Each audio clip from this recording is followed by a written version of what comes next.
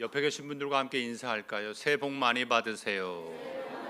새해 건강하시기 바랍니다. 행복하시고 기쁨 가득한 한 해 되시기를 바랍니다.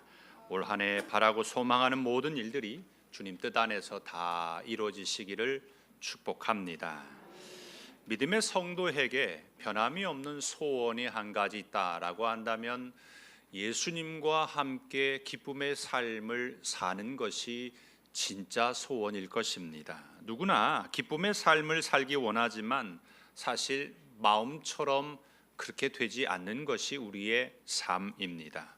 기쁨이라고 하는 건 누구와 함께 하느냐라고 하는 거죠. 내가 누구와 함께 있느냐에 따라서 기쁠 수도 있고 그렇지 않을 수도 있습니다. 사랑하는 사람과 함께하는 것이 기쁨이죠. 사랑의 근원이시고 사랑의 본을 보여주신 예수님과 함께할 때에 우리의 삶은 기쁨으로 가득 차게 될 줄 믿습니다. 아주 옛날에 보면 마을마다 모임, 공동체가 하나씩 조직이 되어 있었는데 그게 뭐냐면 두레라고 하는 겁니다. 이 두레는 각 마을마다 있었는데 그 옛날에는 교회 안에도 두레가 있었어요. 교회 안에 두레는 예수님을 믿는 사람들끼리 모여가지고 공동의 일을 할 뿐만이 아니라 그 마을에 여러 가지의 도움을 줄 만한 것들을 또 교회 안에서 그 두레를 조직해서 도움을 줬습니다. 가장 큰 것은 뭐였냐면 농번기 때와 가을 거지 때에 도움을 주는 손길이었어요. 그래서 예수님을 믿지는 않지만 마을 어른들이 간혹 그런 말을 했습니다. 교회 덕분에 우리 동네는 일손이 부족할 일이 없습니다. 이런 말들을 하곤 했죠. 이 두레와 유사한 개념이 오늘날 표현을 할 때에 공공성이라고 표현을 합니다. 이 공공성이라고 하는 건 개인의 이익이 아니라 그 마을 그리고 함께하는 공동체 안에서 혜택이 골고루 동일하게 나누어지는 것을 이야기하죠. 뉴스에 보니까요, 저기 신안에 태양광을 설치를 해가지고 마을마다 사람들에게 각자에게 태양열 연금을 지급한다는 그런 뉴스 보도를 봤습니다. 그러니까 마을이 함께 그 일을 행하여서 같이 모두 다 소득을 배분해서 그 이익을 창출해 가는 거죠. 그래서 공공성의 핵심 중에 같이 중요한 것이 하나가 있는데 뭐냐면 함께 살기예요. 함께 산다라는 거죠.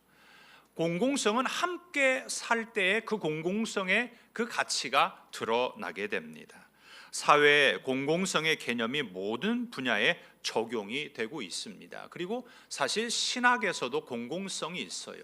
사회에서 이 공공성을 이야기하기 전에 이미 성경에서 이 공공성을 이야기하고 있었습니다. 초대교회 가운데 사람들이 예수님을 믿기로 결정을 하고 함께 신앙생활을 할 때 물건을 서로 통용했다고 했어요. 필요한 대로 서로 나누어주고 같이 더불어 사용했다 했습니다.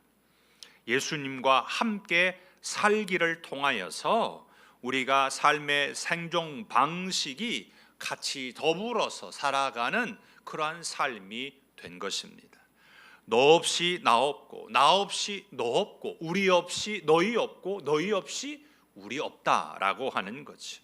그래서 같이 모두 다 풍성한 삶을 살아갑니다. 믿음의 성도가 이런 공공성의 인식과 삶을 살아가는 기본 바탕은 예수님과 함께 살아가고 있기 때문에 그렇습니다. 우리는 모두 다 예수님과 함께 삶을 같이 살아가는 하나님의 백성들입니다. 그래서 예수님과 함께 살아가면서 너와 나, 너희와 우리가 함께 살아가는 거죠. 예수님이 이 땅에 오신 것은요, 우리와 함께 살으시려고 이 땅에 오셨습니다. 만약에 예수님이 이 땅에 오셔서 죄인된 인간과 함께 살지 않고 다르게 사셨다면 우리가 어떻게 감히 예수님과 함께 같이 살 수가 있겠습니까? 예수님이 허물로 가득한 인간과 함께 살기를 하신 거죠. 그래서 우리가 예수님과 함께 살기가 가능한 겁니다. 2026년 새해가 시작이 되었고 첫 주일입니다. 우리가 평생 예수님과 함께 살아야 합니다. 올해만, 아니면 예수님과 계약하듯이 내가 몇 년만 예수님과 살겠습니다 라는 것이 아니지요. 믿음의 공공성, 신앙의 공공성이 성도들에게 있기 위해서는 반드시 예수님과 평생 같이 살아야 합니다. 그렇다면 어떻게 예수님과 함께하는 기쁨의 삶을 살아갈 수가 있을까요? 첫 번째는요, 진정한 회개가 있어야 합니다. 오늘 본문의 말씀에는요, 그 앞에 배경이 있어요. 바리새인들이요, 예수님의 제자들을 향하여서 따지고 물었습니다. 왜 너희 선생은 세리와 죄인들과 함께 잡수시느냐라고 따졌어요. 이때 예수님이 그 이야기를 듣고서 이렇게 말씀하십니다. 건강한 자에게는 의사가 쓸데없고 병든 자에게라야 쓸데있느니라. 너희는 가서 내가 긍휼을 원하고 제사를 원하지 아니하노라 하신 뜻이 무엇인지 배우라. 나는 의인을 부르러 온 것이 아니요 죄인을 부르러 왔노라. 사람들이 생각하고 있는 세리, 죄인들, 그 사람들과 예수님이 함께 사시려고 오셨다라고 말씀을 합니다. 왜 이 땅에 오셨는지에 대한 이유를 분명하게 예수님께서 말씀하신 거죠. 그런 세례 요한의 제자들이 갑자기 등장을 해요. 이 바리새인들이 그 이야기를 했는데 세례 요한의 제자들이 등장을 해서 세례 요한의 제자들도 예수님이 행하고 있는 사역이 이해가 되지 않았던 것 같습니다. 그들도 바리새인과 같이 적어도 세리와 그리고 죄인들과 식사는 하지 않아야 되지 않을까, 이런 생각을 한 거죠. 왜 오늘날 우리도 식사를 할 때에 어때요? 자신과 같은 어떤 삶의 기준에 있는 사람들이나 나보다 조금 더 잘 사는 사람들이나 영향력 있는 사람들과 식사하기를 원하죠. 그 당시의 문화도요, 자기와 같은 위치에 있는 사람과 식사하거나 아니면 자기보다 조금 더 나은 사람과 식사를 했어요. 그러니까 죄인이라고 불리고 세리라고 불리는 사람들과 같이 식사를 하게 되면 사람들이 그 사람을 어떻게 봤냐면 똑같이 죄인으로 여겼습니다. 그렇기 때문에 세리나 죄인과 함께 식사하는 것을 좋아라 하지 않았어요. 그런데 예수님께서 세리 마태를 제자로 부르셨으니 세례 요한의 제자들이나 바리새인들이 도통 이게 뭐가 뭔지 이해가 되지 않는 거죠. 바리새인도 그렇고 세례 요한의 제자들도 그렇고요, 일주일에 2번 금식을 했습니다. 모세가 시내산에서 율법을 받기 위해서 월요일 날 올라갔다라고 하고요, 시내산에서 율법을 받고 내려올 때가 목요일이라고 하는 속설이 있었습니다. 그러다 보니까 사람들이 그때 월요일과 목요일 이 이틀 금식을 했어요.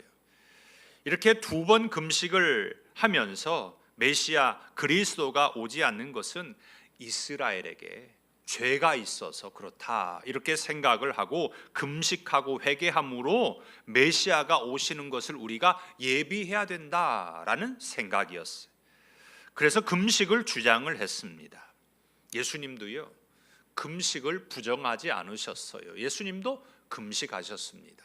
공생애를 시작하시기 전에요, 광야로 나가서 40일 동안 예수님께서 금식하셨어요. 그리고 이스라엘에게는 한 가지 지켜야 할 절기가 있는데 대속죄일, 이날은 모든 이스라엘이 전체 금식을 했습니다. 예수님도 그래서 금식을 하셨죠.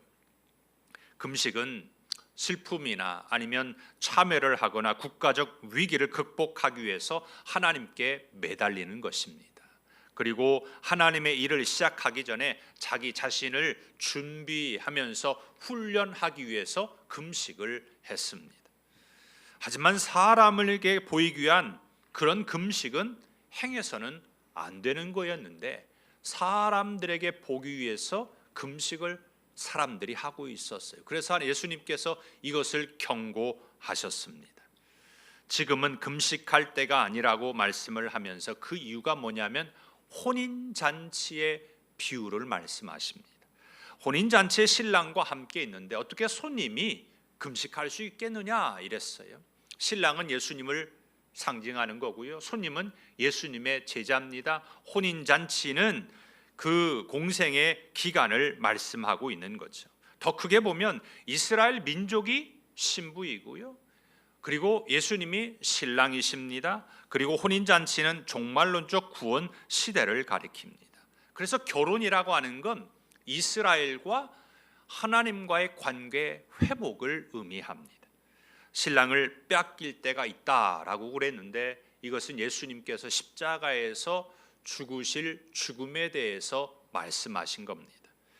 그래서 예수님과 함께하는 기쁨의 삶을 살기 위해서는 형식적인 금식에 머무르지 말고 진정으로 회개해야 됩니다. 그래야 예수님과 함께하는 기쁨의 삶을 살 수 있습니다.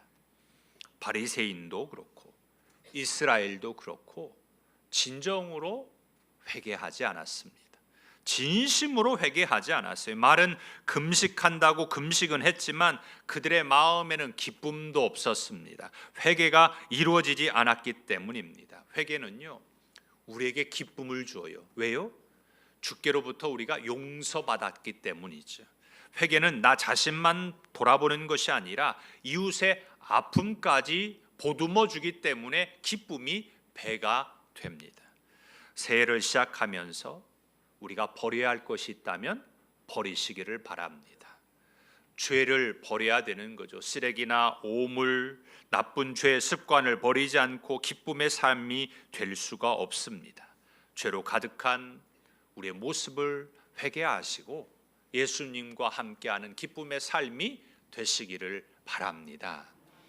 예수님과 함께하는 기쁨의 삶은요, 내가 진정으로 회개해야 됩니다. 그리고 두 번째는 구원의 시대에 참여를 해야 합니다. 회개한 사람에게 구원의 은혜가 있습니다. 세례 요한도 그랬지만 예수님께서도 공생애를 시작하시면서 회개하라, 천국이 가까이 왔느니라 했습니다. 회개가 중요하다라는 거죠. 예수님께서도 회개할 것을 말씀하셨습니다. 회개 없이 구원이 없기 때문입니다.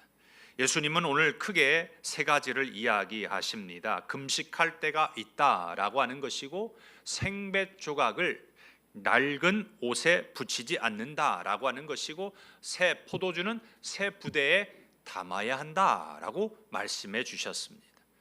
예수님의 시절에도요, 옷이 굉장히 귀했습니다. 우리도 옛날 옷이 귀했던 시절이 있었죠. 기억이 있으실랑가 모르겠어요. 양발이 구멍이 나잖아요. 뒤꿈치가 구멍이 나기도 하고 발톱이 조금 이렇게 길어가지고 앞에 부분이 구멍이 나기도 합니다. 그러면 어떻게 해요? 버려요? 아이고, 어떻게 버려요?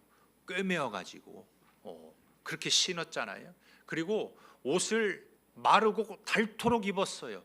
옷이 귀하니까. 그래서 추석이나 되면은 그때 하나씩 옷을 얻어 입었잖아요. 근데 요즘은 뭐 어느 때든지 내가 입고 싶으면 가서 옷을 사서 입지 않습니까? 옷을 마르고 닳도록 입으니까 어디가 닳아요? 손목이 닳아요. 그리고 팔꿈치가 닳아요. 그리고 목 그 깃이 닳지 않습니까? 이 손목이나 팔꿈치가 닳으면 어때요? 덧대어 가지고 옷을 입었던 그런 기억들이 있습니다. 이렇게 옷이 귀했는데 예수님의 시대도요, 옷이 참 귀했습니다. 그래서 옷이 재산 목록 1호였어요. 예수님께서 십자가에서 죽으실 때요, 로마 군인들이요, 예수님의 그 겉옷을 서로 가지려고요 난리가 났어요. 그래서 네 조각으로 나누어서 찢어가지고 가져갑니다. 그리고 속옷은 이어서 붙이지 않고 통으로 짠 것이어서 제비를 뽑아가지고 그 속옷을 가져서 갔어요. 속옷까지 가지고 갈 정도였으니까 어때요? 옷이 그만큼 귀했던 시절입니다. 예수님은 낡은 옷에 생배 조각을 붙이지 않는다. 왜냐하면 생배 조각이 낡은 옷을 잡아당겨서 찢어지기 때문이다 라고 말씀을 하십니다. 그러면 어떻게 해야 돼요? 새 옷을 입어야지. 돈이 없으니까 새 옷을 못 입는데, 오늘 주님께서 말씀하시는 것은 새 옷을 입으라는 겁니다. 영의 옷을 입으라는 거죠. 낡은 옷을 입지 말고 새 옷을 입으라고 말씀해요. 에베소서 4장 22절에서 24절에 이렇게 말씀합니다. 너희는 유혹의 욕심을 따라 썩어져가는 구습을 따르는 옛사람을 벗어버리고 오직 너희의 심령이 새롭게 되어 하나님을 따라 의와 진리의 거룩함으로 지으심을 받은 새 사람을 입으라. 낡은 옷은 옛사람입니다. 옛사람은 구습을 따르는 사람이에요. 구습은 유혹의 욕심을 따라 썩은 것을 말합니다. 그래서 새 사람을 입어라 라고 말씀하십니다. 새 사람은 심령이 새롭게 되어 하나님을 따릅니다. 그래서 의와 진리의 거룩함으로 지음을 받았어요. 이렇게 새 사람이 된 사람만이 구원의 시대에 참여할 수가 있습니다. 헌옷은 예수님 이전의 세상을 말합니다. 새 옷은 예수님께서 이루시는 하나님의 나라 구원의 시대입니다. 그래서 새 옷을 입어야 합니다. 옷이 없는데요? 아니요. 예수님으로 옷 입으면 되는 것입니다. 오늘 우리는 어떤 옷을 입고 있습니까? 예수님과 함께하는 기쁨의 삶을 살기 위해서는 예수 그리스도로 옷 입는 거예요. 그것은 예수님을 우리가 영접하고 예수님을 믿는 것이죠. 그래서 로마서 13장 14절에 이렇게 말씀합니다. 오직 주 예수 그리스도로 옷 입고 정욕을 위하여 육신의 일을 도모하지 말라. 예수 그리스도로 옷 입지 않는 사람, 그 사람은 육신의 일을 도모하는 사람입니다. 예수님과 함께하는 기쁨의 삶을 누리지 못하는 거죠. 그래서 로마서 8장에 보면 육신의 생각은 사망이기 때문에 육신의 일은 하나님을 기쁘시게 하지 못한다 했습니다. 그래서 우리는 예수 그리스도로 새 옷을 입고 2026년 예수님과 함께 기쁨의 삶을 살아가시기를 바랍니다. 옛사람, 낡은 옷, 낡은 것들 다 버리시고 예수 그리스도로 새 옷 입으시기를 축복합니다. 예수님과 함께하는 기쁨의 삶은요, 이렇게 진정한 회개가 있어야 되고 구원의 시대에 참여를 해야 됩니다. 그리고 세 번째는요, 새로워져야 돼요. 우리가 진정 그리스도 안에서 새로운 피조물이라고 했습니다. 예수님은 세 가지를 이야기하면서 마지막에 새 포도주와 새 부대를 말씀하십니다. 17절에 이렇게 말씀해요. 새 포도주를 낡은 가죽 부대에 넣지 아니하나니 그렇게 하면 부대가 터져 포도주도 쏟아지고 부대도 버리게 됨이라. 새 포도주는 새 부대에 넣어야 둘이 다 보존되느니라. 낡은 가죽 부대는 어떻게 돼요? 터져버려요. 새 포도주가 낡은 가죽 부대 안에 들어가게 되면 발효하는 과정 가운데 그 낡은 부대가 터져서 부대도 못 쓰게 되고 포도주도 못 쓰게 됩니다. 이 말씀의 의미는 예수님을 통해 이루어가는 하나님의 나라를 대적하거나 거부하게 되면 심판을 받게 된다라는 말이에요. 새 포도주는 메시아가 가지고 올 새 시대의 기쁨과 풍성함을 말씀하십니다. 이 단어를 한마디로 말하면 구원, 이렇게 말할 수 있습니다. 그래서 새 부대는요, 예수님을 믿고 구원받은 새로운 피조물 성도를 의미합니다. 새 포도주는 복음이죠. 낡은 가죽 부대는요, 뭘 말하냐면 유대교의 어떤 형식주의를 말하는 거예요. 그 낡은 가죽 부대 안에 예수님의 복음을 넣으려고 하니까 안 되는 거죠. 터져버리는 거예요. 그래서 새 포도주를 담는 비결이 무엇일까요? 그것은 성화의 삶입니다. 유대교의 형식주의를 벗어버리고 성화의 삶을 살아야 새 포도주를 담을 수가 있습니다. 우리에게는 뭐가 필요하냐면 새 부대가 필요합니다. 우리는 이 부대는 새로운 신앙의 자세를 말하는 거죠. 교회 공동체를 말하는 거예요. 이 새 부대 안에 새 포도주가 담겨져야 합니다. 우리에게는 새 부대가 필요합니다. 우리의 삶이 새 부대가 될 때에 기쁨의 삶이 될 수 있습니다. 그것은 성화의 과정을 이루어 가기 때문입니다. 그리스도 안에 있으면 새로운 피조물이라고 했습니다. 우리는 늘 새로워집니다. 늘 새로운 삶을 살아가요. 성경은 우리에게 말씀하시는데 겉사람, 우리의 겉사람은 나이가 먹으면서 후패해요. 늙어져 갑니다. 하지만 우리의 속사람은 어때요? 날로 날로 새로워진다라고 했습니다. 그래서 성화의 삶이 그런 거죠. 성화, sanctification이라는 이 말은 점진적으로 거룩하게 되어 예수님을 닮아가는 것을 말합니다. 성화의 삶은 늘 새로운 삶을 살게 해요. 예수님과 함께하는 기쁨의 삶이 여기에 있습니다. 새 부대는요, 낡아지지 않는 거죠. 왜냐하면 새 포도주가 있기 때문입니다. 새 포도주가 있기에, 예수님을 영접했기에, 복음을 영접했기에 그 낡은 부대, 새 부대는 낡은 부대가 되지 않는 거예요. 세상의 새 것은 낡아지고 닳습니다. 하지만 예수님 안에 있으면 새로운 피조물로 성화되어 가기에 낡아지지 않죠. 그래서 우리는 언제나 그리스도 안에 있어야 됩니다. 복음을 받아들이고 복음으로 변화된 삶을 살아가야 하는 것입니다. 예수님께서요, 처음으로 기적을 행했던 것이 있죠. 가나 혼인잔치에 포도주가 떨어졌어요. 이때 예수님께서 물을 포도주로 바꾸어서 처음으로 기적을 행하십니다. 모든 것이 넉넉한 곳이 바로 혼인잔치집이죠. 혼인집에는요, 부족함이 없습니다. 넉넉해요. 모자람이 없어요. 그런데 포도주가 떨어졌다라고 하는 것은 인생은 결국 무엇이든지 소진이 되고 결핍이 있다라고 하는 것을 보여줍니다. 인생이 이와 같습니다. 예수님이 계시지 않는 인생은 이렇게 결핍이 있고 부족함이 있습니다. 아무리 풍족해도 세상은 영원하지 않고 낡아지게 되고 사라지게 됩니다. 하지만 예수님께서 물을 포도주로 바꾸시면서 다시 풍성함을 주셨고 혼인잔치의 기쁨이 넘치게 하셨습니다. 예수님께서 물을 포도주로 바꾸신 다음에 그 포도주를 연회장에 갖다 주었어요.